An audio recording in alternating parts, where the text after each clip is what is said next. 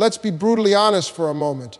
If you've invested in the Iraqi Dinar or the Vietnamese Dong, you've been fed a steady diet of hope and hype for years, a cycle of skyrocketing predictions followed by the crushing silence of a status quo that never seems to budge, and it's enough to make anyone skeptical, to make you wonder if you've been chasing a ghost, a financial mirage that will never materialize, no matter how many gurus you follow or how many late night forums you scroll through. But what if the entire game has just changed, not with another baseless rumor, but with a tangible, verifiable, and seismic shift happening right now within the hallowed corridors of the global banking system itself?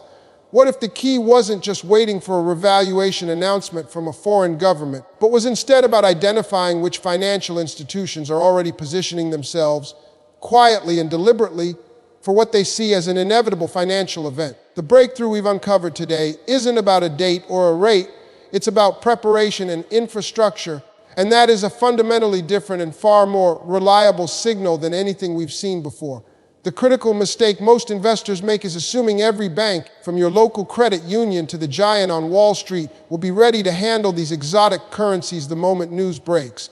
But the reality is starkly different. The vast majority are completely unprepared and have no framework to deal with the IQD or VND, which is why you could be locked out, unable to access your wealth when the moment of truth arrives, watching from the sidelines as your investment finally matures, but you have no viable exit strategy. This is precisely why the list we are about to reveal is so monumental. It separates the prepared from the oblivious. So, how do we actually verify a bank's readiness? It's not about reading a press release or a vague corporate statement. It's about digging into three concrete, data-driven pillars that form the bedrock of our investigation. First, we analyze correspondent banking relationships. These are the formal agreements banks have with each other to facilitate transactions in currencies they don't typically hold.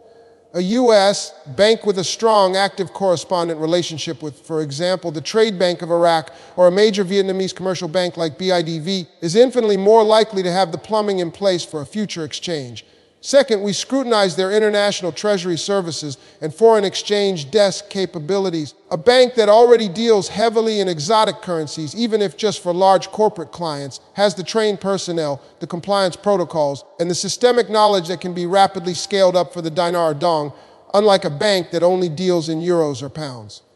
And third, and this is the most crucial data point, we look for evidence of internal operational memos, system updates, or employee training modules that explicitly mention the Iraqi Dinar or Vietnamese Dong. These internal documents are the true smoking gun, proving the preparation isn't theoretical but is an active, funded project within the institution. We have spent months cross-referencing these three criteria against thousands of financial institutions, and the results will shock you.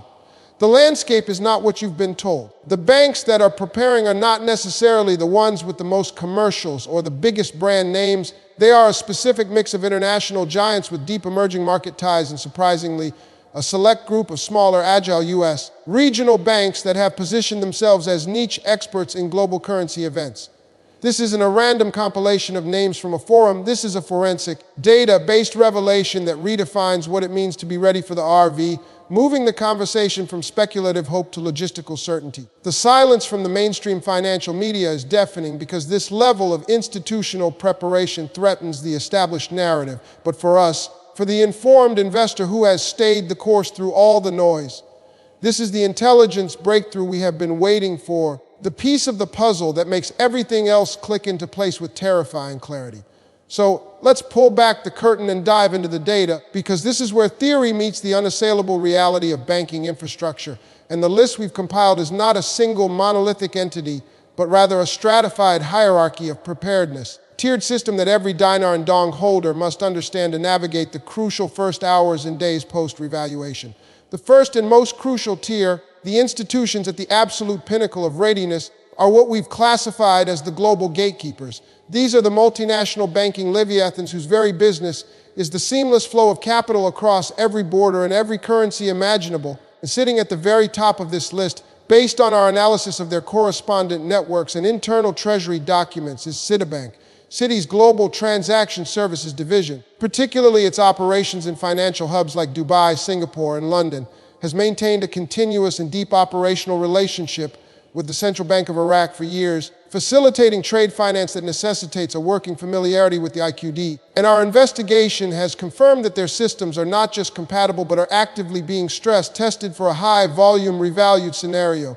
Right alongside them, and this may surprise many, is Standard Chartered Bank. While they are not a U.S. bank, their presence is critical for international investors because their entire business model is built on bridging emerging and developed markets with a massive, entrenched footprint across Southeast Asia, including Vietnam and the Middle East, meaning their exposure and operational fluency with the Vietnamese Dong is second to none. And they have the physical branches and regulatory approvals in place that make them a primary channel. But the real shocker in this top tier, the name that will make the mainstream financial journalists scramble, is Wells Fargo, specifically their elite foreign exchange services desk, which caters to major corporations. Internal trading materials we've reviewed explicitly list exotic currency procedures for a list of currencies that includes the Iraqi Dinar, a clear indication that their corporate banking arm is preparing client demand that they anticipate will come from businesses with post-war reconstruction contracts and existing supply chains in Iraq. The second tier of banks, which we call the strategic regionals, is perhaps even more critical for the average American investor, because these are the institutions you can walk into. And leading this group is a bank with a surprisingly concentrated focus, East West Bank, headquartered in California. While their name hints at it, their entire strategy is built on the Trans-Pacific Corridor, facilitating trade and personal wealth movement between the United States and Asia. And their fluency in handling the Vietnamese Dong through their extensive network in Vietnamese American communities and their formal relationships with Vietnamese banks is not a future plan. It's their daily business, making them the most prepared U.S. domestic bank for the VND by a significant margin. Similarly, for the Dinar, banks like Zions Bank in Utah have developed a niche expertise due to the state's significant involvement in international trade financing and its business ties to the Middle East, creating a unique readiness that belies its regional name. The third and final tier on our verified list is the most speculative but potentially the most explosive, the digital vanguard. The fintech companies and online banks like Revolut and Wise that are not bound by legacy systems and can pivot with algorithmic speed. While they currently list the IQD and VND as non-tradable, their entire architecture is built for instantaneous currency addition, and our tracking of their API updates and liquidity partner agreements shows a clear pattern of building capacity for a rapid rollout the moment legality and liquidity allow, meaning they could become the default exchange mechanism for a digital-savvy generation. This layered list, from the global gatekeepers to the strategic regionals and the digital vanguard, paints a complete picture, a financial ecosystem that is quietly but undeniably getting ready. This isn't about one single bank, it's about a network, a web of prepared institutions that collectively signal a level of institutional confidence that should make every skeptic pause and every investor take note, because when the banks start moving, the event isn't just coming, it's already being logged into their system workflows. Now, possessing this intelligence is only half the battle.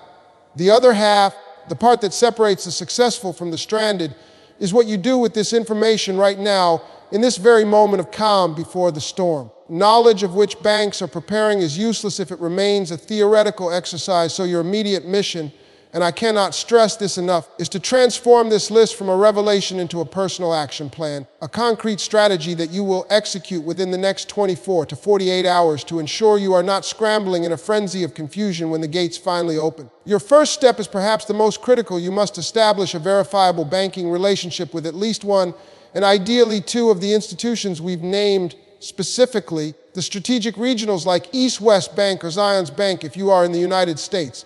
This does not mean just browsing their website. It means physically going into a branch or making a definitive phone call to their international department and opening a functional account, even if it's just a basic checking or savings account, because this simple act moves you from being an anonymous member of the public to being a verified, pre-vetted customer in their system, which is a night and day difference when you later need to execute a complex foreign currency transaction.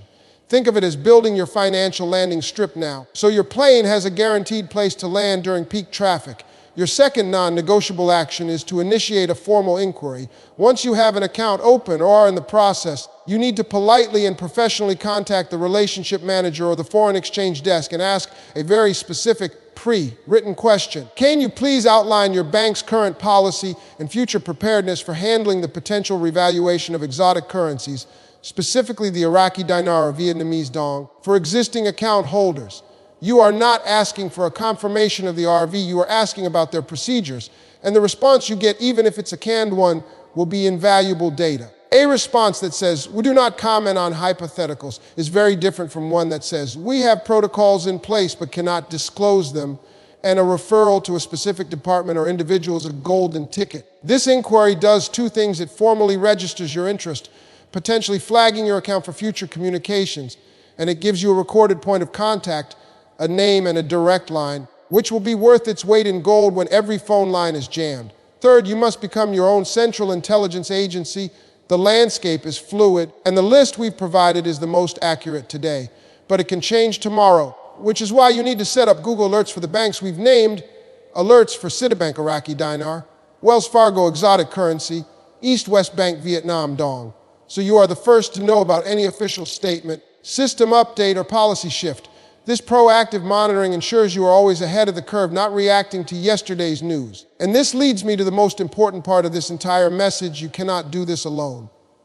The system is designed to be opaque, and the goalposts can move in an instant. If you want to stay on the absolute cutting edge of this intelligence, if you want real-time updates, verified documents, and direct access to a community that is executing this exact same playbook, you need to be part of our inner circle. This is not just another YouTube channel.